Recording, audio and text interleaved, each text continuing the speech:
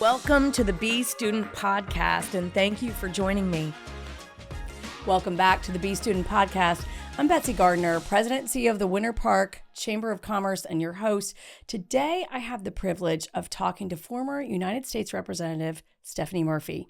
She has spent her career tackling complex challenges, from strengthening America's economy and security to advancing climate resilience. She's the founder of Center Aisle, a bipartisan nonprofit organization combating political extremism and championing America's common sense center.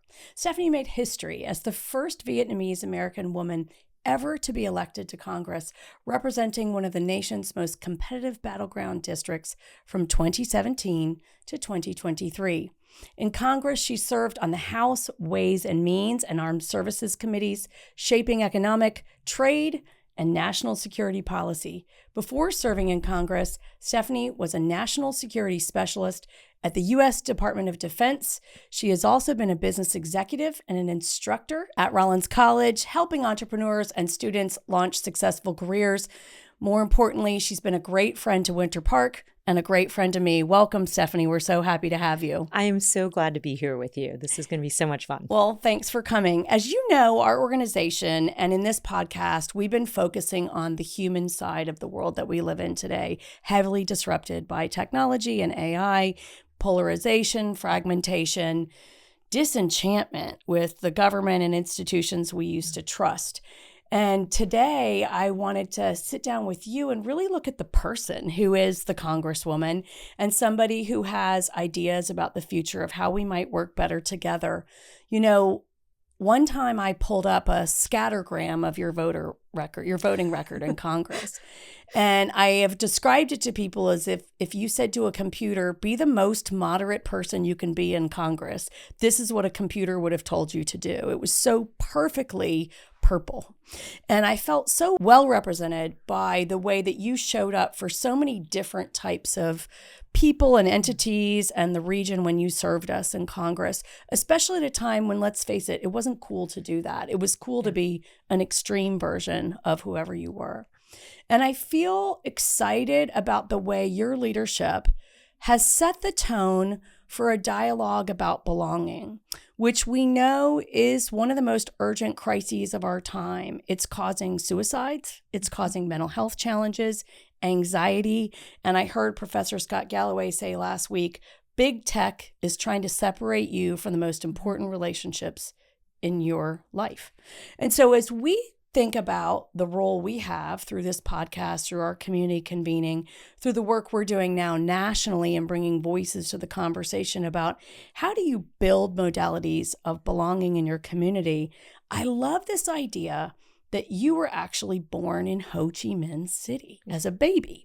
Tell us about your experience of coming to America and how I'm sure there was a belonging crisis for you as you navigated some of that. Well, first, let me just say thank you for having a podcast that is focused on what is such a central issue for Americans across the country, but also here in our community in Central Florida.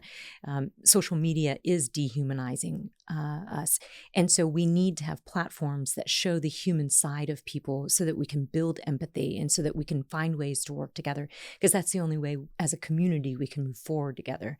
But to your question, you know, I was born in, we call it Saigon, Vietnam. You know, that was the name of the capital city before the communists took over.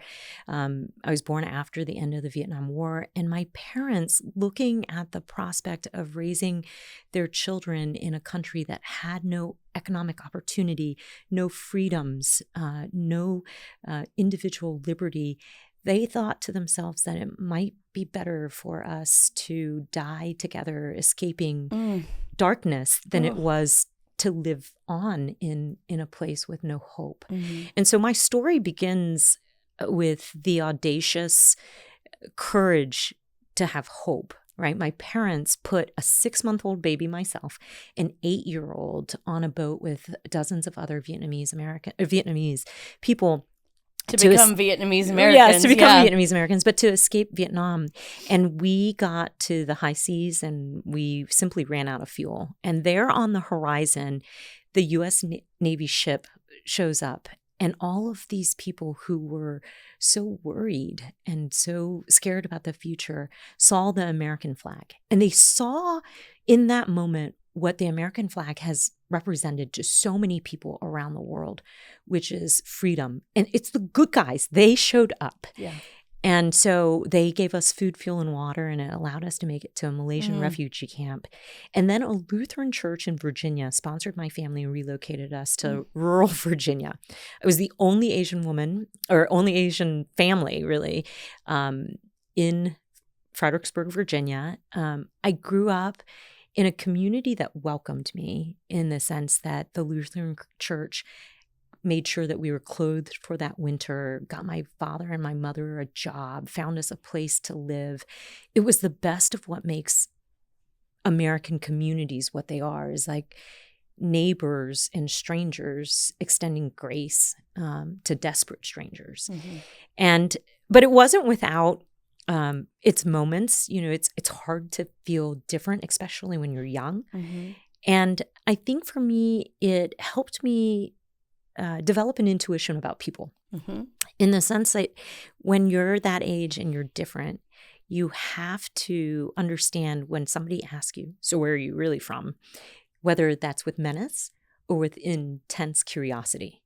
And for the most part, it was with curiosity. And I think that's a key part of community, is having curiosity about other people's lived experiences. Yeah. Well, I lived outside the country, but I had the benefit of living in a country that was predominantly white and English speaking. And so it was really easy for me to navigate relative to what other immigrants have gone through. But I remember volunteering at a prison in London when I lived there. And I had one of the inmates come up to me and he said, "Miss, is you American?" And I was like, yeah. I mean, obviously, right? But you think, if you've never met an American person, you don't know what a real one sounds like, acts like, talks like, right? So they had never met an Asian person before. And so this probably enlarged their experience of humanity to do that. That's what we hope will happen whenever we travel or go outside ourselves. But, you know, we live in this era where the individual is king, and we have to be focusing on our own needs and our work-life balance and our mental health and our own individuality. And there was a sense of collective strength in America in our wonderful history that I think is, and don't want to get in too much into politics, but is being diluted, right? And that sense of honor, I remember being at cocktail parties in London, and the America hating would start the closer people got toward midnight and they'd had enough glasses of wine. And they would say to me, "Well, what are your thoughts, Betsy?" And I said, "You know, I'm reminded of what a privilege it is as an American taxpayer to pay into the system that supports 11 floating military bases that go around the world and can immediately be sent to a hot zone to make sure that world peace is sustained." And that usually shut the conversation down. So it's this sense of pride we used to have at being the good guys, the sense of pride we used to have about we do the right things right in America. So I grew up in that area. I lived outside in Maryland, right outside of Fredericksburg. And I can picture, as you're talking about this, what it meant to feel like an outsider, but also to feel welcomed at the same time. I think belonging is one of those things like climate change. It hurts my head to think about how do we go from where we are to where we know we probably need to be, and where do you start, right? So when you're talking about a Lutheran nonprofit entity that made sure you had enough clothes, that's important. And I think those basic little things about making sure you can sit next to me at lunch, or making sure you have a coat for the winter, or making sure, just thinking about what another person might need instead of being that person that's so focused on the individuality of that. What was it that increased your sense of this is my place to the point that you ran for Congress? Yeah, and just to go back to what you were saying about Americans' military capability to ensure peace and about belonging, I think that moment where the U.S. Navy ship found this boat full of people, and the U.S. Navy ship was, filled with people who were trained for combat. Correct. And who end up as social workers usually, who decided to extend grace to desperate strangers, right? And to me, that embodies what makes America great. We are a powerful and a generous people. And that that moment has always, and that lesson for me is part of why I believe in public service. It's why after 9/11, I went to work at the Department of Defense. It's why after the Pulse nightclub shooting happened here in Central Florida, I decided to run for Congress. I owe this country so much. I owe it my life, but I owe it the opportunities that I had growing up as a poor kid in rural Virginia, to go to a public school, to have hardworking parents who gave me a shot to be the first woman in my family to go to college, and to have a career in business and in national security. That is always my why. My purpose is to give back to a country who's given me so much. And I think we need more of that. It is true that in this moment, there are a lot of families that are struggling. And so those of us who can should. We should be leading and embodying the characteristics that make America great. And its generosity and its grace. And it's anticipating the needs of others, which we've done really, really well. So now navigating between these two worlds. In Washington, you're hanging out with, I'm sure, tech billionaires and the president himself and really senior people, certainly even in the Defense Department when you were working there. I'm thinking, do they have a statue of you yet up in Fredericksburg or at that little church? I mean, they must be so proud of you. You must be the hometown hero from that area. The pastor of that Lutheran church, when my family was sponsored, I had this faded newspaper article that had his name, and it had kind of been in our family for decades. And so when I was getting sworn in, we did some research and found him and invited him to be my guest at my swearing in. Overwhelmed by that. There weren't very many dry eyes, I have to say, in my office. Story. Yeah.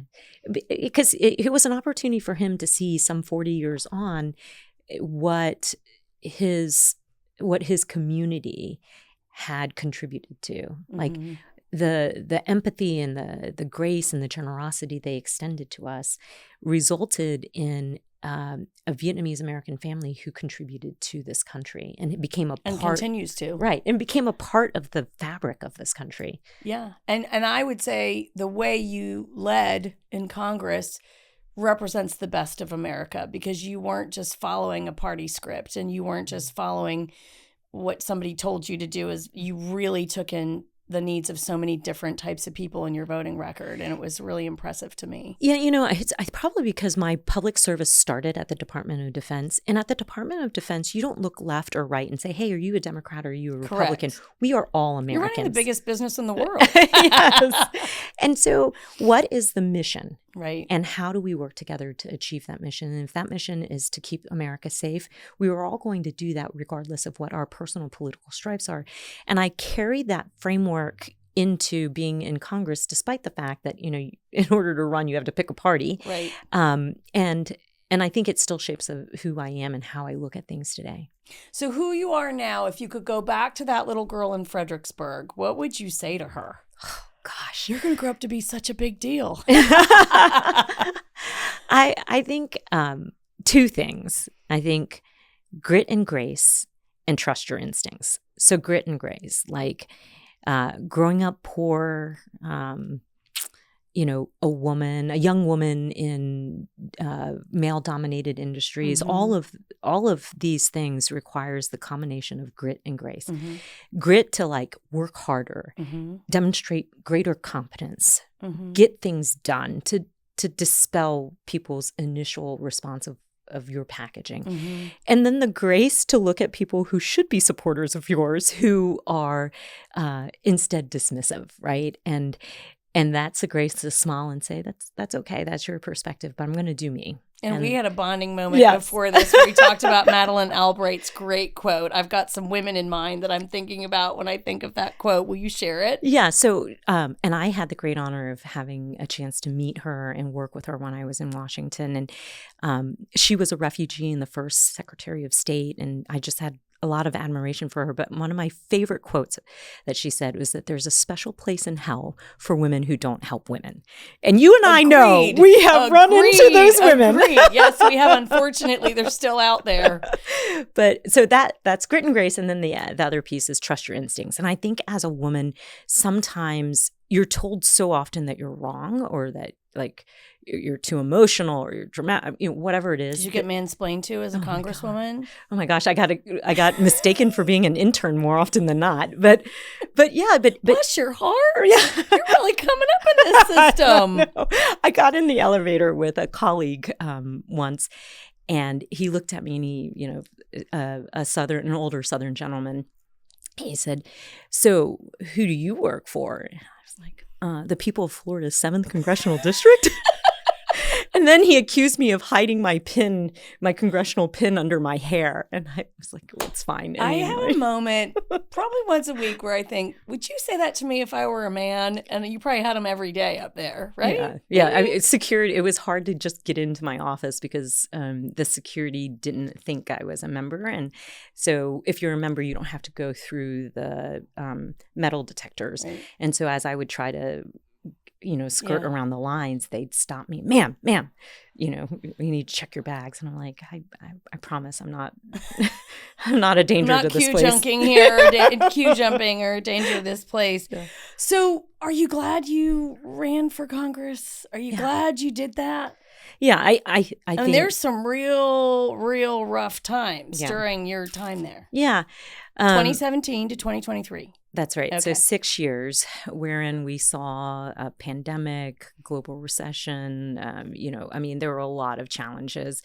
But I am glad because my story of being somebody who grew up in a trailer park in Virginia, who got the honor of representing this community in Congress, is the American story. Mm-hmm. It is the epitome of being able to live the American dream.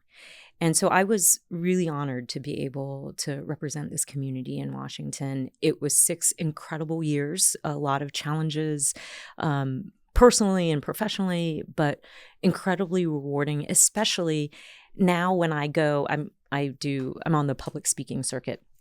And inevitably, when I speak to a big convention or a group of investors or whatnot, somebody at the end will come up to me and say, hey, you were responsible for this tax credit or that piece of legislation or whatever, and it made a big difference. It allowed me to keep my employees employed during the pandemic, and I wouldn't have been able to survive without that. And I think that's the opportunity that public service gives people. But only if you decide to come to that as a legislator, somebody who's willing to roll up their sleeves and work with whoever's willing to work with them to get things done on behalf of your community in this country. I fear for our country that now with social media, we have more people who want to be activists. They're activists masquerading as legislators. Yeah, and we hear the most about them and not about the people that are quietly getting things done to make a difference. So you've been described as someone who's known for their bipartisanship, but someone who's both principled and pragmatic. So when you look back on your body of work in the United States Congress, what are you most proud of? Is there a policy decision or... I think I'm most proud of the way in which I conducted myself in an otherwise hyper-partisan Washington.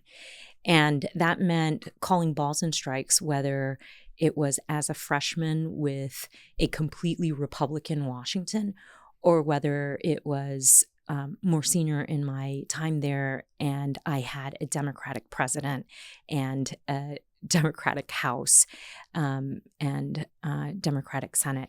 And I don't know which one was harder. Sometimes it's harder to oppose your own party. Yep. But I think, calling balls and strikes, no matter who's in power and what party, what jersey you currently wear, was something I'm most proud of. Well, and I love your answer because I'm working on a book right now called Human in the Room, and it's going to be about how you show up as AI's chaperone, how you are showing up with soft skill in the areas of presence, judgment, and trust, that will enable you to differentiate from anybody else in the world of everything's the same and it's all automated and we can all read something written by ChatGPT now and say, yeah, there's an M dash there. I know ChatGPT wrote it. How do we go beyond what we know the technology and the machines can do? And what I love is that you could have given me chapter and verse on this policy, and been a real technocrat about your body of work. But what made a difference for Central Floridians, for other people in Washington, was your humanity and showing up with that. And I want to go back to, thank goodness you had the immigrant experience. Thank goodness you had that experience of being outside so that you could understand what it feels like for people who are outside. I think there's probably too few people in our government that understands what it feels like to be outside. And I actually moved my children to England so that they would know what it felt like to be outside so that they could care for other people in a different way. Believe me, they did not love it that we took them over there. They're like, we're weird, we dress weird, we talk weird, and everyone tells us that, and I felt weird, being over there I had to diminish so much about who I was at first, and then I ended up feeling very much at home there. But I love that you showed up with that, and you were always fully principled, but you weren't truculent about that. There was a stylistic delivery that was disarming. And talk to us about some of those choices, because a lot of our listeners are under 45. They're young people that are starting out, and they think you've got to have the technical chops in order to be taken seriously. And of course you do. But there are stylistic things that we've got to do to show up as people that separate us from everybody else who knows how to do the thing we know how to do. Yeah. So this came in sharp focus recently because I employ people now and whatnot. And, I had a staffer who preferred to do all of their work via email and text message. Oh, yes. And the line of work we're in, you have to have human interaction. And so, did you get an emoji as a response or a thumbs up as a response? It almost felt like they looked for opportunities to evade the human contact. Oh yeah. So, I came home and I'm raising two kids right now. My son is 15 and my daughter is 11. And my son just turned 15. And I was like, okay, time for you to go find a job. And retail or service, either way. Publix is waiting for him. And so he will be starting, he's probably going to be embarrassed that I talked about him on this podcast, but he is starting his first job this weekend as a server assistant at a local restaurant, because I think I would hire that kid all day long by the time he gets to.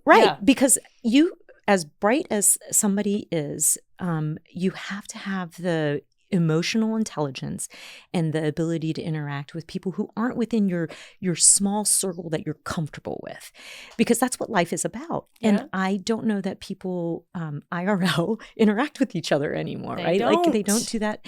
And so that, I feel like having him do this at this age builds a skill set that will enable him to set himself apart from his peers who spend their whole days immersed in screens. Yep. And so I'm sure he probably doesn't love it, but I just think, it's so critically important, because by the time he's entering the workforce, AI is going to be able to do a broad majority of the kind of analytical policy writing, research papers, like making PowerPoint slides, boom, boom, done. All of right? that for an entry level position. So what is going to set you apart from everybody else that's competing for those jobs who have AI as their assistant, right? And that comes down to, I think, the thing that you can't outsource to a machine. Mm-hmm. And that's the emotional intelligence. And the only way you build that is through repetitive interactions, so that you can tell the difference between whether a question comes from a place of menace or curiosity. Yeah. And I started my life as a waitress. Did you? Yes. Everybody tells me, they were like, oh yeah, that was the best experience I had. Best ever. So if Stephanie's son is listening, it's not that bad. You're going to be fine. You'll grow up one day to be fine. So you've talked about being a mom. We've talked about your life as a public servant and public figure. What is it like for you now to be present in your life outside of Washington? Tell me what this next chapter is like for you. Well, it's been really wonderful the last couple of years since I quote unquote retired, which I always find a little weird saying. Pivoted. Yeah, not too young to retire, too old to go pro is what I say about tennis. But anyways, it's been really nice to be home and to not miss all the things that I was missing when I was in Washington. And so that's been really wonderful. And I've found purpose in my efforts to try to elevate our discourse in this country by beating back extremism and magnifying the voices of the center. And I do a lot of work on TV as well as at conferences and sit on corporate boards. But the next chapter is trying to find ways where all of these experiences that I've had can contribute to this local community that I am raising my kids in. And then I know you're raising your kids in. And drawing from those experiences to make this the world-class kind of city that it can be, that is inclusive for everybody. And so I'm running for Orange County mayor. Okay. So that's a next year project, that right? That is a this year, next year project, but okay, yes. And to be clear, you stepped away from Congress. What was the thing that said, you know what, this juice is not worth the squeeze anymore? Was it mostly around kids or so much to love about Washington, maybe? It was mostly around kids. And I think people who retire from Washington, people are skeptical when they say that, oh, it's for family. But for me, genuinely, it was a conversation I had with one of my kids who, in an outburst at dinner, said, "You're never home." And That'll do it, won't it? And I said, and at this point, I am taking the last flight up and the first flight home. I am killing myself to be as home as much as I can. And yet that was what he said. So I basically brought a knife to a gunfight. I asked my scheduler to count all the number of nights I had slept in my own bed that I had spent at home. And it came out just slightly over 50% of 365 days. And so I presented my child with I love with this that you presented data to your kid. That is huge a baller mistake. move. I love it, though. But I brought data to an emotional conversation. Right. And I was never going to win that. And he just looked at me like I was out of my mind. And then I realized that I was like, okay, I need to make some changes. But I think that's a mistake that so many electeds make. I mean, let's go back to the last presidential, where people were saying, we are hurting. Inflation is crushing our family budgets. And the Biden administration kept saying, but look at the unemployment numbers. Look at the data. Or even today, when people were saying affordability is an issue, I can't afford all the things that I need to have a safe, healthy family. And the electeds are saying, but the stock market is up and like the economy is good. Let's pretend you're participating in the stock market, right? Shall we? Yeah. Yes. And so never bring data to an emotional conversation. Like, the reason why I love you, though, is I've been so guilty of doing that so many times in my career.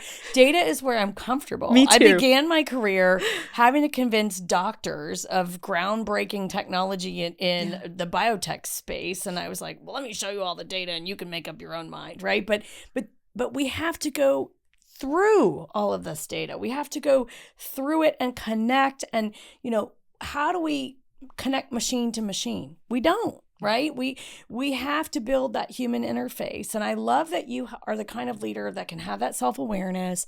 There's so many women out there that try to make it look like, oh yeah, I do it all and it all just works. And it's like, not all at the same time it does. That's right. So yeah, we live our lives in chapters. Yeah. And so I love this. Tell me about the vision that you have for Central Florida, if you wouldn't mind just giving some top notes about that. I am so excited to be a part of this community. I think it has so much incredible characteristics to offer. But what we are facing right now is incredible amounts of change. There are a lot of people moving to Central Florida. And what we need is to have a vision for where we want to be 10, 20 years from now, a place where my kids can go away to school and find a place that they can afford. Home. Yep, they can afford to live, and a job that they can be passionate about and pay their bills. Every mom is to get these kids right? back home, right? That's right. We want that. I want what every mom wants. Yeah. And I think that what it takes to build that kind of community is some strategic vision about where we're going. And that means addressing first and foremost the affordability issue. And that's additional units of housing that are affordable, and then diversifying our economy in ways that create well-paying jobs. And so if I could narrowly focus on anything as mayor, it would be making this a more livable community for everybody. And I don't want to see this community head in the way of where nationally we see trends going, where it's a K-shaped economy. The people in the top echelons of economic well-being are doing fine, and they don't notice the increases in the cost at the grocery store or in gas prices or whatnot. Because their stock portfolio is doing so great. well. Yep. But then there are all these other people who are just trying to get by, and they are people who remind me of my parents. Yeah. My parents had to work more than one job in order to make ends meet. And my mom said her day job paid for my childcare, and then the after hours work paid for the other things that the family needed. Food.